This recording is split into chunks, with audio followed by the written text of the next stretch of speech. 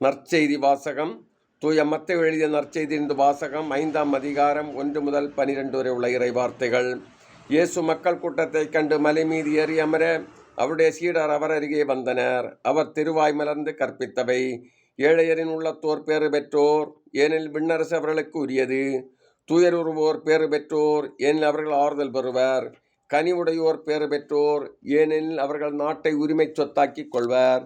நீதி நிலைநாட்டும் வேட்கை கொண்டோர் பேறு பெற்றோர், ஏனெனில் அவர்கள் நிறைவு பெறுவர். இரக்கமுடையோர் பேறு பெற்றோர், ஏனெனில் அவர்கள் இரக்கம் பெறுவர். தூய்மையான உள்ளத்தோர் பேறு பெற்றோர், ஏனெனில் அவர்கள் கடவுளை காண்பர். அமைதி ஏற்படுத்துவோர் பேறு பெற்றோர், ஏனெனில் அவர்கள் கடவுளின் மக்கள் என அழைக்கப்படுவர். நீதியின் பொருட்டு துன்புறுத்தப்படுவோர் பேறு பெற்றோர், ஏனெனில் விண்ணரசு அவர்களுக்கு உரியது. என் பொருட்டு மக்கள் உங்களை இகழ்ந்து துன்புறுத்தி உங்களை பற்றி இல்லாதவை பொல்லாதவை எல்லாம் சொல்லும்போது நீங்கள் பேறு பெற்றவர்களே. மகிழ்ந்து பேருவகை கொள்ளுங்கள், ஏனெனில் விண்ணுலகில் உங்களுக்கு கிடைக்கும் கைமாறு மிகுதியாகும்.